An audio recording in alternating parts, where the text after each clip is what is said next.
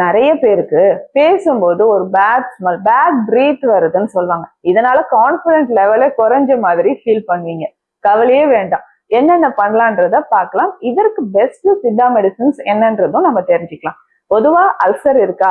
Ulcer இருக்கிறவங்களுக்கு வயிற்றுல ரொம்ப நாளா கான்ஸ்டிபேஷன் ப்ராப்ளம் இருக்கும். மலச்சிக்கல் தொந்தரவு இருந்தாலோ இல்ல H pylori infection, E coli infection இருந்தாலும் நமக்கு என்ன ஆகும்னா பேட் பிரீத் வர ஆரம்பிக்கும். இதற்கு சிம்பிளா நம்ம என்ன பண்ணலாம்னா மலச்சிக்கல் இல்லாம பாத்துக்கணும். ஸோ ஃபைபர் கண்டென்ட் நிறைய இருக்கக்கூடிய ஃப்ரூட்ஸ் அண்ட் வெஜிடபிள்ஸ் ரெகுலரா நம்ம எடுத்துக்கணும். இதுக்கு பேசிக்கா ஏலாதி சூரணம் அப்படின்ற மருந்து சித்தா மெடிசன்ல இருக்கு. இது ஒரு அரை ஸ்பூன் எடுத்து பால்லயோ இல்ல வெது வெதுப்பான தண்ணியிலயோ கலந்து நம்ம குடிச்சுக்கிட்டே வரும்போது பேட் பிரீத் நமக்கு குறைய ஆரம்பிக்குது. இதை தாண்டி வேற என்ன பண்ணலாங்க?